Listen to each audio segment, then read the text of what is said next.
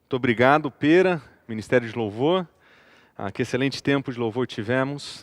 Que bom podemos fazer isso em comunidade. Que bom podemos fazer isso nesse lugar que o Senhor nos abençoou. Nós estamos em uma série de mensagens chamadas Detox. A ideia é que existem toxinas na nossa vida que entram na nossa vida, fazem parte da nossa história e ganham lugar no nosso coração e acabam por contaminar a nossa vida. A perspectiva desta série é derivada do ensino de Cristo Jesus, que diz que é do nosso coração que vêm as coisas que nos contaminam. É que no nosso coração existem dezenas de toxinas, também conhecidas como pecado nas Escrituras, que acabam por contaminar a nossa vida. E como tal, elas precisam ser tratadas, elas precisam ser conhecidas diante de Deus e resolvidas diante de Deus. Essas toxinas que nós encontramos dentro de nós mesmos são os elementos que nos contaminam diante de Deus e nós precisamos encontrar uma maneira de viver uma vida detox dessas coisas. No nosso coração nós encontramos os nossos ídolos, os nossos anseios, nós encontramos ali a origem de muitos dos nossos problemas e muitos dos nossos problemas eles são tratados ali também. Quando nós falamos sobre ansiedade, nós percebemos que dentro do nosso coração mora alguém preocupado demasiadamente com as coisas. Quando nós falamos sobre a depressão, nós percebemos que muitos dos aspectos que podem levar a uma pessoa a um quadro de depressão, ele nasce dentro do coração e ele acaba por contaminar a nossa vida, como o temor, por exemplo, os perigos dessa vida e assim por diante. E uma coisa que nós observamos nas duas primeiras mensagens é que o medo ele faz parte, ele é um componente que muitas vezes ele ativa a nossa ansiedade ou nos leva a uma condição de depressão. Ao que parece, existe uma relação muito próxima entre o medo que nós sentimos e aquilo que nós vemos manifestando em termos de ansiedade ou quem sabe até mesmo um quadro mais grave de tristeza, um quadro de depressão. E quando nós olhamos para a nossa sociedade, nós percebemos que esse tempo de quarentena, ele desenvolveu um grande surto de medos e fobias.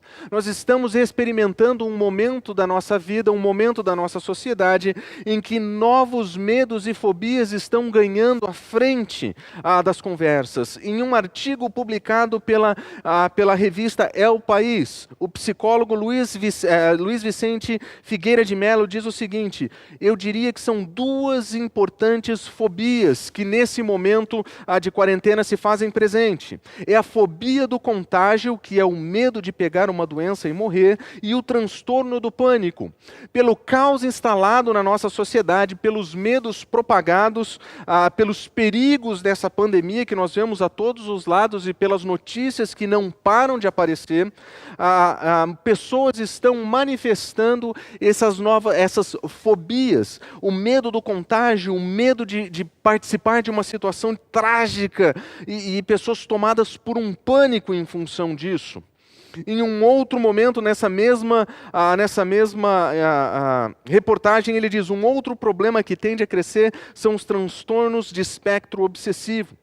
Com tantas informações falando sobre a importância de lavar as mãos, sobre o contato social, sobre a importância do distanciamento, sobre o modo como as pessoas devem se comportar, não devem se comportar, o que podem fazer, o que podem deixar de fazer, esse psicólogo entende que os transtornos de espectro obsessivo, aquele famoso TOC, são aquele zelo demasiado por manter limpeza, por ter medo de germes, eles podem crescer durante esse período. E por fim, claro, nós vemos um outro psicólogo, nesse caso o espanhol, Arun Masumkihani, ele diz o seguinte: questões como hipocondria irão aumentar e muitos pensarão estar mais seguros em casa, embora eles possam querer não sair. A obsessão pela higiene para evitar o contágio será uma das patologias que crescerão no curto prazo. Diante de uma situação de medo, diante de uma situação de preocupação, as pessoas estão vivendo um momento em que preocupações legítimas com a saúde e com o contágio, preocupações legítimas com um bom comportamento público, com uma boa higiene, estão se tornando medos ilegítimos. Preocupações de contágio são importantes e precisam ser seguidas, mas existe um momento em que esses medos, essas preocupações, elas ultrapassam aquilo que é adequado à situação e elas se tornam aquilo que os psicólogos estão chamando de patologia. Um medo, uma fobia que transcende os limites da preocupação e se torna algo que, ao invés de libertar e proteger, passa a aprisionar, passa a congelar o indivíduo. Quando definido o medo, num documento publicado pela Universidade Estadual de Londrina, nós vemos o seguinte: o medo é uma das emoções básicas apresentadas pelos seres humanos e por animais não humanos. Quando observado na criação, e nós observamos, o medo ele tem um importante papel. É o medo que evita situações de perigo, é o medo que em situações de perigo movimenta seres humanos e os animais a fugirem, mas de uma maneira talvez até equivocada. Ele toma uma proporção em um lugar, no nosso lugar, e ao invés de nos colocar em uma situação de fuga e proteção, ele nos faz ficar atordoados e imóveis. De maneira geral, o medo ocorre diante de estímulos ameaçadores. É uma emoção produzida quando discriminamos haver perigo em determinado contexto ou diante de um estímulo, ou quem sabe até mesmo do ambiente. Leila Tordivo, do Centro de Psicologia da USP, ela faz a seguinte definição: o medo precisa ser um sinal de alerta para eu me cuidar, mas não pode ser uma emoção que me faça morrer de modo antecipado. É preciso ser um estímulo para a vida e não uma situação de paralisia, de desespero que me impeça de viver e de ter esperança. Falando sobre os perigos do contágio, falando sobre as etiquetas sociais, a Leila ela diz o seguinte: nós precisamos ter o medo como um sinal de alerta, uma preocupação que é positiva, uma preocupação que é legítima, mas a partir do momento que essa preocupação se extrapola e se torna um caso de paralisia, desespero e que impeça a pessoa de viver ou quem sabe de esperar por algo melhor, esse medo se torna patológico, esse medo se torna uma fobia. E a fobia, como descreve o Dr. Krakow no artigo Phobic Disorders, ele diz o seguinte: a fobia é um medo irracional de objetos e situações presumivelmente inofensivas. A fobia também acontece quando o perigo percebido de um objeto é desproporcional ao perigo real.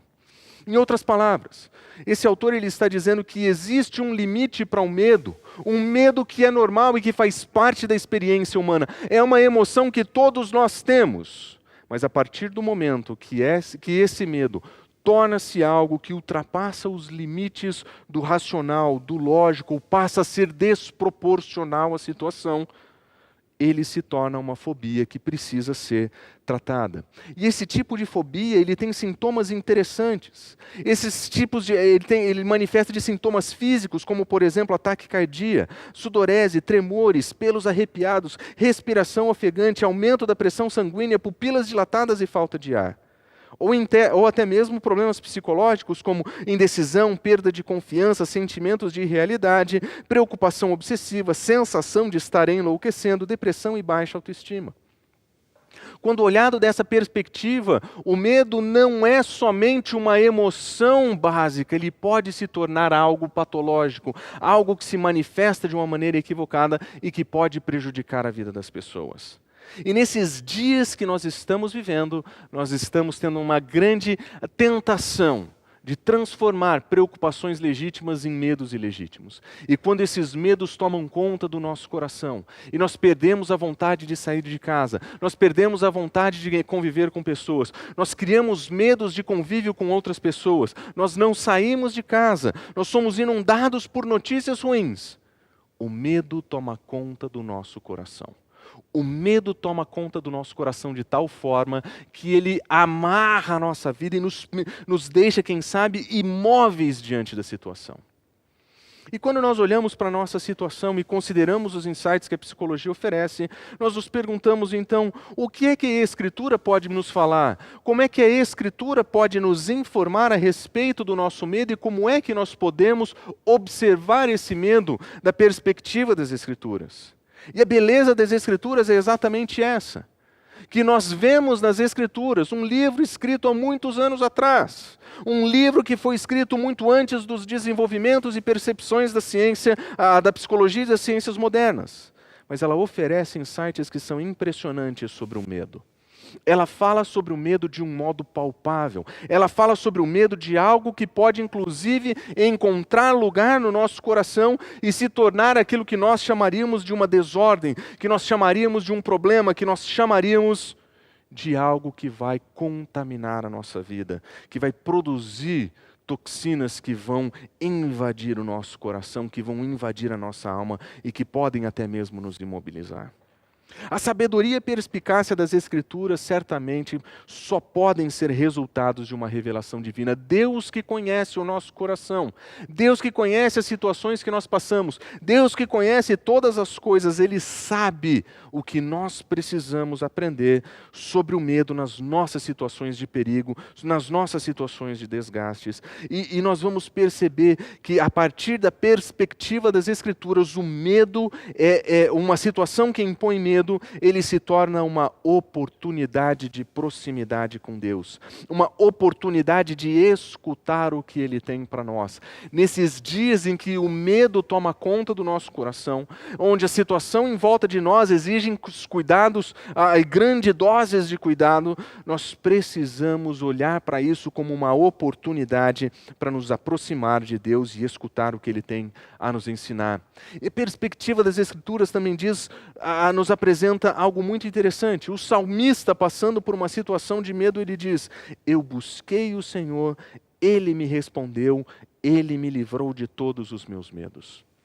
O salmista, perseguido, com seus inimigos à porta, em situações de risco, totalmente tomado por uma situação fora do seu controle, ele entende que o Senhor poderia cuidar do seu coração, a ponto de buscá-lo no seu momento de dor, no seu momento de medo, no seu momento de preocupação, e ele encontrar um Deus que liberta o seu coração dos seus medos. Ao invés de se ver imóvel diante da situação, ele encontrar um Deus que livra o coração do medo. As Escrituras nos apresentam um modo muito interessante como pessoas lidam com os seus medos e as suas fobias. Aliás, existem 4 fobias apresentadas nas Escrituras que podem falar diretamente com o momento em que nós estamos passando, que tal como apresentadas pelas Escrituras, podem nos ajudar e podem nortear a nossa vida em como nós vamos pensar e proceder nesses dias em que nós temos que tomar tantos cuidados, temos que ter tantas preocupações com a nossa própria vida.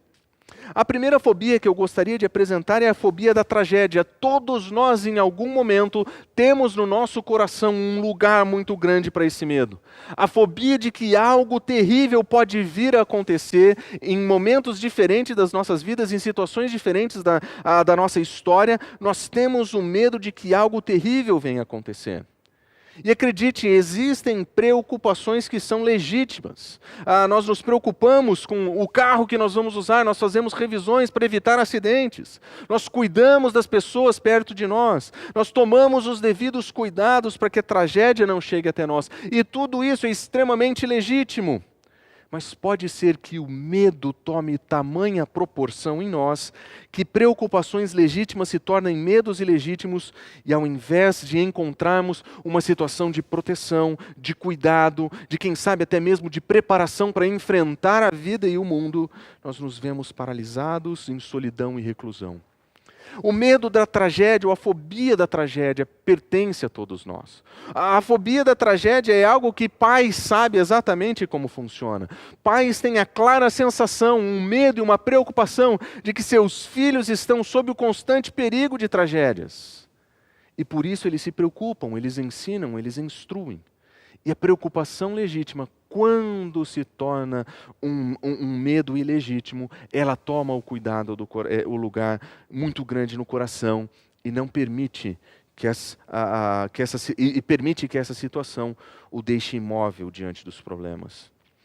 Tem uma história no livro de Ruth, a história, na verdade, de Ruth, apresentada no livro que leva o seu nome. Nós observamos exatamente o tipo de tragédia que nós tanto tememos. E quando nós lemos a definição da tragédia enfrentada por ela, nós vemos que nós estamos falando de uma situação extremamente atípica, nós estamos falando de algo que é realmente grave. Observe o início do livro. Na época dos juízes houve fome na terra.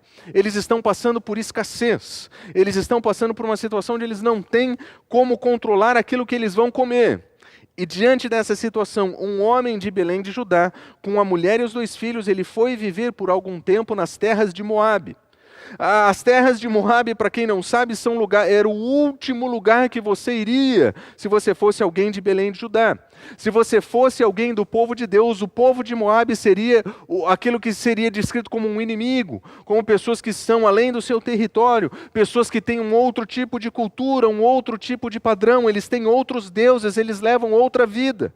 Seria o último lugar que alguém que leva uma vida com Deus iria, porque naquele lugar ele encontraria a desconfiança em Deus, ele encontraria ali o abandono de Deus, quem sabe até mesmo a rejeição de Deus e sua palavra.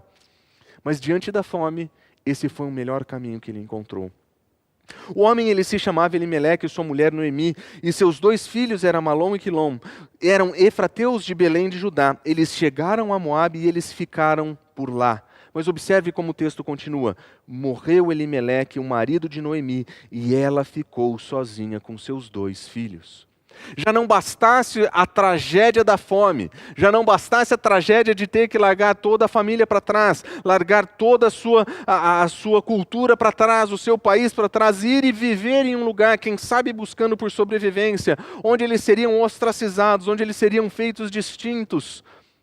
Lá, nesse novo lugar, morre o marido, o protetor, o provedor da casa. No mundo antigo, homens carregavam a responsabilidade de prover para suas famílias. Eles eram protetores de suas famílias. Eles cuidavam de suas famílias, trabalhavam para que eles pudessem ter o que comer. Em uma situação de fome, Noemi perde o seu marido, mas não é só isso que acontece. O que acontece é que esses 2 filhos passam um período, eles se casam com 2 moabitas, uma era chamada Orfa e a outra era chamada Rute, e depois de terem morado lá por quase 10 anos, morreram também Malom e Quilom, e Noemi ficou sozinha, sem seus 2 filhos, sem o seu marido. Tragédia após tragédia. Fome, fuga, viuvez, e agora ela se vê sem filhos, sem ninguém que pudesse cuidar dela. Agora imagine por um momento a razão pela qual nós temos tanto medo de tragédia. Quando nós olhamos para uma história como essa, nós percebemos que a tragédia, ela tem detalhes terríveis. A situação que ela enfrenta é terrível. Nós desprezamos isso com todas as nossas forças e nós queremos nos preocupar para fazer aquilo que nós podemos para não cairmos nessa situação. Você consegue imaginar a mente de Noemi nesse momento, indo à loucura, dizendo: Senhor, o que está acontecendo? Eu saio da minha terra para procurar comida, eu perco o meu marido. Quando as coisas começam a melhorar, eu perco os meus filhos. Sofrimento atrás de sofrimento. Talvez ela pudesse dizer: e agora o que vem? E agora o que vai acontecer? O que é que eu vou fazer sozinha nesse lugar? Tragédia, tragédia após tragédia. Se imagine por um momento no lugar dela, completamente sem opção, completamente rejeitada, completamente separada. Tragédia. Nesse momento de tragédia, era inevitável que o seu coração fosse tomado pelo medo. Porque, afinal de contas, o que é que pode pior acontecer? Ou o que vai acontecer daqui em diante? E a história nos conta que ela fica amarga ao ponto de mudar o próprio nome. Ela fala: eu nem quero mais ser chamada por Noemi, eu quero ser chamada como Mara, porque eu estou amarga. Eu sinto que a mão de Deus pesa sobre mim. Eu sinto que Deus virou suas costas para mim. Ela passava por um momento de profundo medo. Voltar para casa era reconhecer o erro. Voltar para casa era dizer: eu perdi tudo. Voltar para casa era dizer: eu não tenho nada, não posso oferecer nada, não tenho o que fazer e não tenho como sobreviver. Mas era melhor do que ficar onde estava. Medo, como situações como essa. Medo como esse muitas vezes toma o nosso coração. Mas é muito interessante que a história de Noemi mostra um Deus completamente cuidadoso. Apesar de todas as tragédias, apesar de todo o sofrimento, apesar de todas as dores, nós encontramos um Deus que se importa e que cuida do retorno dessa mulher, cuida do retorno de Ruth com ela e abençoa aquela família de uma maneira inesperada, de uma maneira completamente graciosa. E é por isso que nas situações de tragédia as Escrituras nos ajudam a lembrar um princípio que nós encontramos no livro de Salmos, que Deus, Ele é o refúgio da nossa fortaleza, Ele é o auxílio sempre presente na adversidade. Deus, Ele se manifesta nas situações de perigo, Deus, Ele se manifesta nas situações trágicas, Deus, Ele se faz sempre presente e Ele diz: por isso nós não temeremos, ainda que a terra trema, ainda que afundem os montes no coração do mar, ainda que estrondem suas águas turbulentas e que os montes sejam sacudidos pela sua fúria, ainda assim nós não vamos temer. A pessoa que encontra no Senhor refúgio e fortaleza é a pessoa que confia em Deus, mesmo que as piores coisas possam acontecer, mesmo que a terra trema, mesmo que os montes afundem, mesmo que as águas se façam barulhentas, mesmo que o mundo inteiro acabe. Essa pessoa não é tomada pelo temor, essa pessoa não é tomada pelo medo, porque ela encontra em Deus o seu refúgio, ela encontra em Deus a sua fortaleza. Tragédias são inevitáveis em um mundo caído como o nosso. Tragédias vão acontecer, tragédias acontecem sempre. Mas quando nós tomamos essas preocupações que são legítimas, preocupações que nos ensinam a dirigir de modo responsável, a viver de modo responsável, e eles se tornam medos ilegítimos que nos paralisam, nós deixamos de encontrar um refúgio em Deus. Nós começamos a achar que se nós formos o prudente o suficiente, que se nós fizermos tudo corretamente, se nós estivermos no controle de todas as situações, que se nós pudermos controlar a nossa vida e a vida das outras pessoas, nenhum mal, nenhuma tragédia jamais vai acontecer, porque eu estou no controle. Quando eu controlo a minha vida, quando eu controlo a vida das outras pessoas, eu estou em segurança, eu encontro refúgio em mim. E sem perceber, eu vivo em temor. Porque eu não tenho Deus como meu refúgio, como eu não tenho Deus como minha fortaleza, eu não encontro nele auxílio nos momentos de dificuldade. Tudo o que eu percebo é que eu consigo controlar. Se eu controlar o mundo, se eu controlar o modo como as pessoas dirigem, se eu conseguir controlar o templo, se eu conseguir controlar o clima, se eu conseguir controlar a vida das outras pessoas ao meu redor, tragédia nenhuma vai acontecer. Esse é um medo que toma o coração da mãe, que leva o seu filho para jogar futebol e não permite que ele entre em campo. Esse é um medo que toma o coração do pai, que não permite que sua filha dirija sem sua presença, porque ele acredita que se ele estiver no controle, coisas ruins não vão acontecer. Esse é um medo que toma o nosso coração, quando nós realmente acreditamos que nós temos controle sobre a situação. Porque no coração da fobia da tragédia, existe um coração controlador. O desejo de encontrar controle nas nossas mãos e de não confiar na soberania de Deus, de não encontrar o nosso refúgio, fortaleza e auxílio no nosso Deus. Na fobia da tragédia, existe um coração controlador, que não depende de Cristo, que não confia em Deus. E de modo muito semelhante ao que acontece com a fobia do futuro. Todos nós, em algum momento, nós estamos fazendo contas sobre o futuro. O que é que vai acontecer? Nós não conseguimos saber o que vem. Nós não conseguimos conhecer o que vai acontecer. Nós temos um certo medo. As instabilidades do mercado, as incertezas da vida, especialmente no momento de pandemia, nos levam a uma situação de espera. Nós precisamos esperar para ver o que vai acontecer. Existem incertezas sobre o futuro e existem expectativas não realizada. Nesse momento, muitos dos nossos planos foram frustrados, muitas das nossas expectativas foram frustradas, as projeções de crescimento foram por água abaixo, as projeções de melhoria e desenvolvimento foram todas estagnadas. E sem saber o que vai acontecer, nós estamos esperando algo acontecer. E nós temos um medo terrível daquilo que vem. Será que vai piorar? Será que a situação consegue piorar? Será que o mercado volta? Será que as vendas que eu fiz serão pagas? Será que as pessoas que estão prontas para recomeçar os seus negócios, reabrir e voltar ao normal? Todos esses medos acabam tomando o nosso coração. E existem preocupações legítimas que cabem aqui. Planejamento é uma delas, o cuidado com a família é uma delas, cuidado no modo como nós fazemos o nosso trabalho, cuidado como nós estabelecemos as relações, procura por novas oportunidades, tudo isso pertence ao momento. Mas existem medos que são ilegítimos, de querer saber aquilo que é impossível saber, de conhecer aquilo que vai vir, de projetar o futuro de tal forma que nós consigamos ter controle sobre a situação. Existem medos ilegítimos tomando nosso coração e nos levando à paralisia.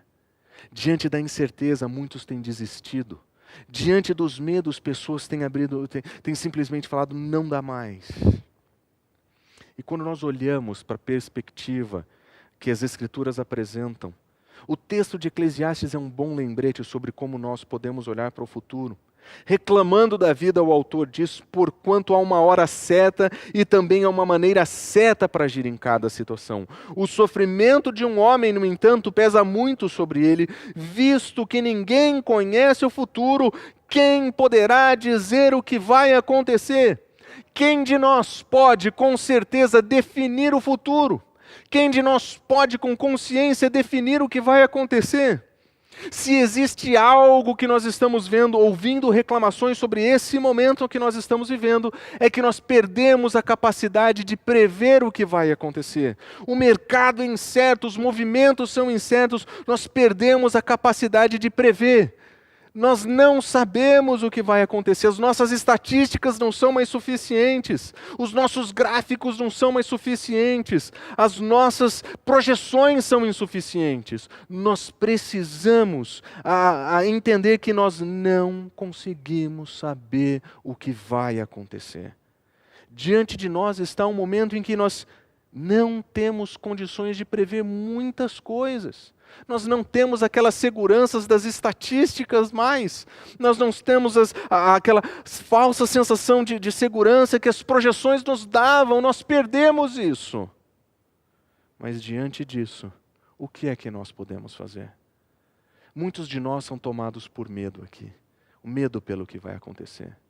E por não conseguir controlar a situação, se entrega a uma situação de desespero. E pode levar a uma situação, inclusive, de paralisia. É por isso que nós precisamos parar e encontrar o nosso lugar no mundo. Nós não temos condição de saber tudo. Nós não temos condição de prever tudo. Nós não temos a sabedoria necessária para encontrar exatamente todas as respostas. E nesse momento de incerteza, nós precisamos reconhecer a nossa própria incapacidade.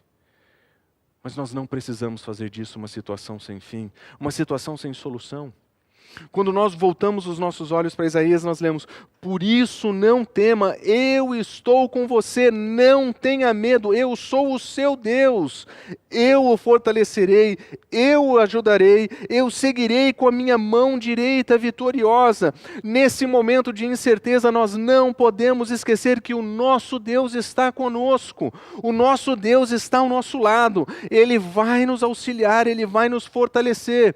As dificuldades precisarão ser enfrentadas desse modo. Nós não temos condição e poder para resolver todas as coisas, nós não sabemos todas as coisas, mas nós confiamos naquele que pode, nós confiamos naquele que sabe, nós entregamos os nossos temores na sua mão, porque Ele sabe o que é melhor para nós. Nós não vamos mudar o mundo, nós não temos condições para isso, mas nós podemos confiar naquele que pode. Nós podemos viver uma vida livre do medo, mesmo diante da incerteza. Nós podemos viver uma vida livre do medo, mesmo quando nós estamos sofrendo diante das incertezas.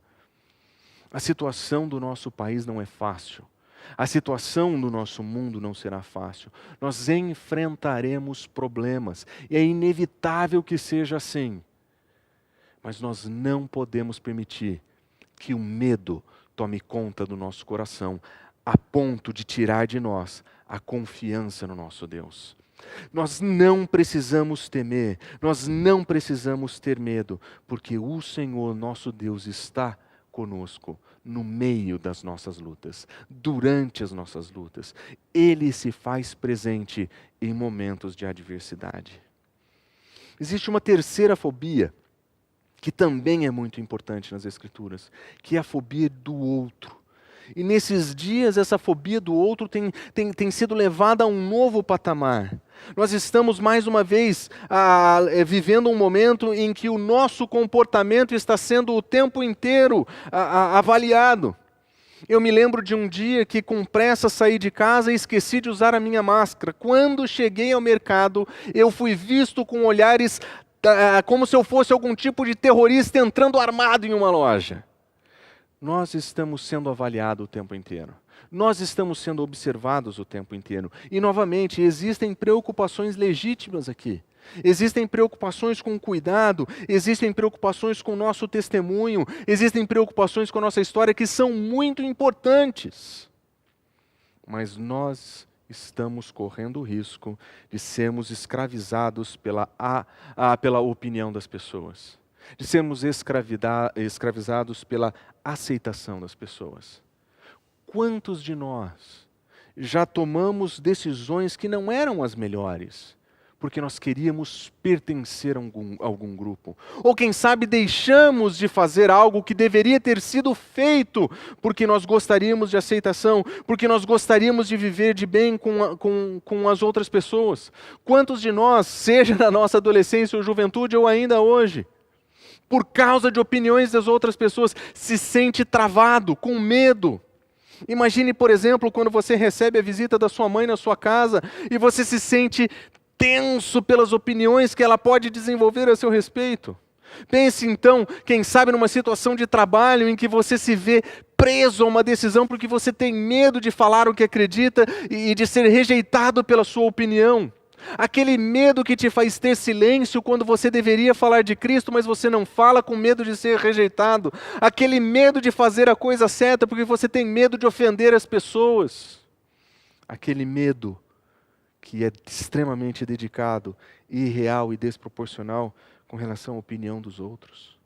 Provérbios, quando fala sobre esse tipo de fobia, ele diz o seguinte: quem teme outras pessoas cai em armadilha.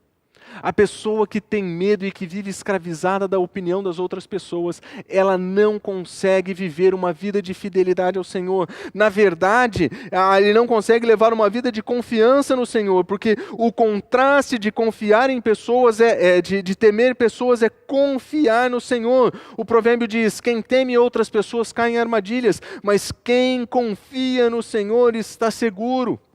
O oposto de temer a opinião das pessoas é confiar em Deus. O oposto de temer o que elas vão falar, o que elas vão pensar, é confiar em Deus. E quando você está convencido de que em uma determinada situação você precisa seguir o seu caminho, você precisa manter o seu testemunho, você precisa levar uma vida marcada por Cristo, e você assim não faz porque teme a opinião das outras pessoas, naquele momento você deixa de confiar em Deus. Naquela situação de trabalho em que algo está sendo proposto que não é exatamente ético ou correto, mas você silencia, porque essa é a opinião da maioria, essa não é uma ética das outras pessoas, essa é uma ética pessoal, e você fica com medo de falar, com medo de se apresentar, esse medo que nasce no nosso coração e toma conta de nós não confiamos mais no nosso Senhor. Quando isso acontece, nós tememos de tal forma que nós não confiamos mais no nosso Deus. Paulo enfrentou esse tipo de problema. Quando ele passou por situações onde ele estava sendo duramente criticado por aqueles que eram de Jerusalém, ele disse o seguinte: acaso eu busco a aprovação dos homens ou a de Deus? Eu estou tentando agradar os homens, porque se eu ainda estivesse procurando agradar aos homens, eu não seria servo de Cristo. Levar uma vida como filho de Deus nesse mundo exige enfrentar oposição, exige enfrentar situações em que as nossas opiniões não serão populares, exige enfrentar momentos em que as nossas convicções não serão as mais aceitáveis. Mas Paulo diz o seguinte, que se ele procurasse a aprovação das pessoas, que se ele procurasse agradar as pessoas, ele não poderia ser um servo. Isso é muito forte. Temer pessoas é não confiar em Deus, mas buscar agradar pessoas é o oposto de ser servo de Cristo. Nós todos temos em algum nível, algum tipo de medo da opinião das pessoas. Nós todos temos em algum nível um tipo de medo sobre o que as pessoas pensam sobre o que nós fazemos, sobre o que elas acreditam sobre a nossa fé, sobre o que elas acreditam sobre a nossa vida. Mas se esse medo, se essa fobia tomar conta do nosso coração, nós vamos abandonar a confiança em Deus e nós vamos abrir mão do nosso privilégio de servir a Cristo Jesus. Em um mundo em que as narrativas são tão fortes, em um mundo em que as opiniões públicas precisam ser claramente apresentadas através de um jeito politicamente correto de falar, as nossas convicções a cada vez mais se tornam secundárias, a cada vez mais se tornam desprezíveis e a cada vez mais nasce no nosso coração um medo de manifestar quem nós somos, de falar o que nós acreditamos. E é nesse momento que nós lembramos que se nós seguirmos nesse caminho, nós estamos abrindo mão da confiança em Deus e nós estamos abrindo mão do privilégio de servir a Cristo. E por fim, tem uma última fobia que as Escrituras tratam muito bem e que é uma fobia que dói muito porque é o medo que nós temos de nós mesmos. A bem da verdade, você e eu, nós conhecemos a nossa história como ninguém. E nós sabemos que a nossa história é marcada por tolices. Nós sabemos que no fundo, nós já fizemos coisas que se as pessoas fizessem e elas soubessem, nós não seríamos aceitos. Nós não seríamos bem recebidos. Existem marcas na nossa vida que são vergonhosas para nós. Não estou falando somente das tolices que fizemos na juventude. Estou falando de vergonhas, profundas vergonhas que assolam a nossa alma. Paulo, quando fala sobre isso, ele diz o seguinte: quando vocês eram escravos do pecado, vocês estavam livres da justiça, e que fruto vocês colheram das quais agora vocês se envergonham? Aquilo que vocês fizeram na sua vida é uma situação de vergonha, é uma situação que deixa a nossa vida, elas nos deixam envergonhados. Porque nós sabemos que aquilo não era digno da nossa história, nós sabemos que aquilo era vergonhoso, aquilo era uma maneira de demonstrar a nossa oposição a Deus, era uma maneira de demonstrar o modo como nós não vivíamos de uma maneira agradável. E muitos de nós temos isso, e nós morremos de medo que as pessoas conheçam as nossas fraquezas. Porque nós nos medimos e nos avaliamos a partir da régua que as outras pessoas nos dão. Nós olhamos para a vida e vemos no nosso Instagram uma régua de sucesso, uma régua do que significa ser bem-sucedido, uma medida do que significa uma vida boa, e todas as vezes que nós comparamos a nossa vida com aquilo, nós nos sentimos terrivelmente inferiores, nós nos sentimos como se nós não estivéssemos à altura do nível do sucesso, da beleza, quem sabe da realização, e quando nós olhamos para nós, o que nós encontramos é vergonha, o que nós encontramos é aquilo que nos deixa incomodados, porque nós estamos usando a medida errada para olhar para a nossa vida. Quando nós olhamos para a nossa vida pela medida da cruz de Cristo, nós descobrimos que não existe ninguém que seja bom. Nós descobrimos que nós somos pecadores e como os pecadores nós somos terrivelmente pecadores e somos todos iguais debaixo da cruz, na desobediência, na vida fora do Evangelho, na vida fora da graça, nós somos todos mortos nos nossos delitos e pecados, e quando nós usamos a regra da cruz, não só nós não estamos à altura daquilo que Deus espera, como ninguém está à altura de nada, somos todos devedores da graça de Deus. Quando nós olhamos para a cruz de Cristo, nós vemos o tamanho do amor que Deus tem por nós, nós vemos o tamanho da sua graça, nós vemos o tanto que Ele nos ama e o tanto que Ele está disposto a perdoar todos os nossos erros, todos os nossos fracassos, todas as nossas vergonhas redimidas em Cristo Jesus, e agora nós somos chamados para viver com Ele. Nós não temos mais vergonha da nossa história, porque a nossa história foi redimida em Cristo Jesus.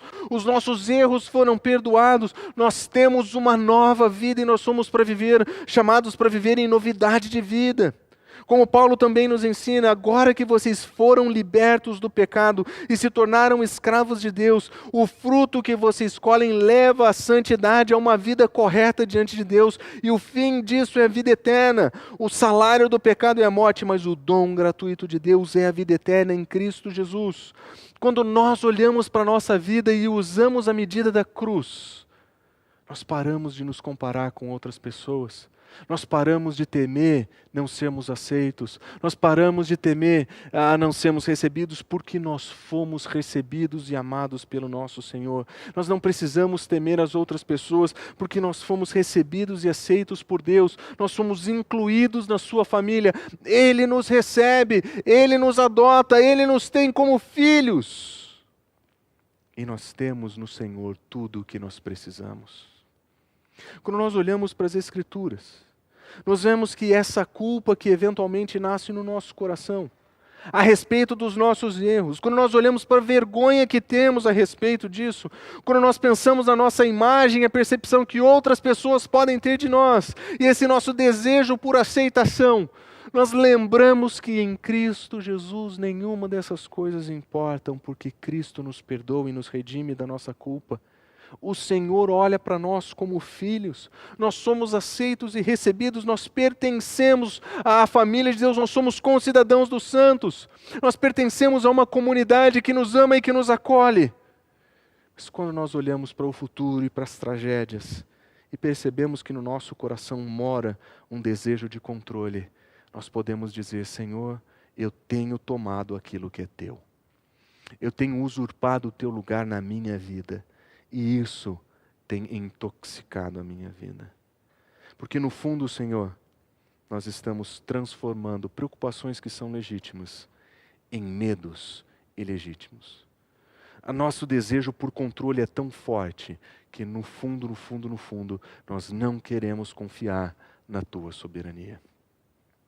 E se nós pudéssemos viver uma vida descontaminada, uma vida desintoxicada pelas toxinas do medo, como é que nós poderíamos viver uma vida que não fosse marcada pelo medo?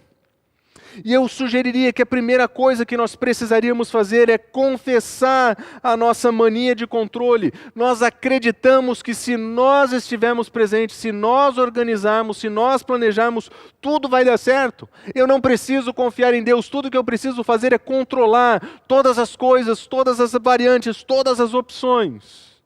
E quando eu reconheço que essa minha mania de Deus me leva a um medo exagerado da vida, um medo exagerado do futuro, um medo exagerado por tragédias, eu percebo que eu preciso confessar essa mania de controle. Como João diz em 1 João capítulo 1, versículo 9, se nós confessarmos os nossos pecados, Ele é fiel e justo para nos perdoar os pecados e nos desintoxicar de toda injustiça. Ele pode curar o nosso coração a partir do momento que nós confessamos a nossa mania de controle, o nosso desejo desesperado de conseguir controlar todas as variáveis da vida a nosso favor. Para viver uma vida desintoxicada do medo, nós precisamos reconhecer que nós não podemos controlar tudo no mundo. Sim, existem coisas que nós precisamos cuidar, existem situações que nós precisamos nos precaver, mas nós não podemos controlar tudo no mundo. Nós precisamos reconhecer que nós não temos essa função, que nós não temos esse poder e que esse não é o nosso lugar. Além de confessar a nossa mania de controle, nós precisamos reconhecer a nossa fraqueza e pequenez, dizendo: Senhor, o Senhor controla, o Senhor sabe. Porque quando nós achamos que controlamos o mundo, nós temos medo daquilo que nós não podemos controlar. Nós criamos fobias daquilo que nós não podemos controlar. Mas quando nós reconhecemos que somente Deus pode fazer isso, nós nos entregamos ao seu cuidado.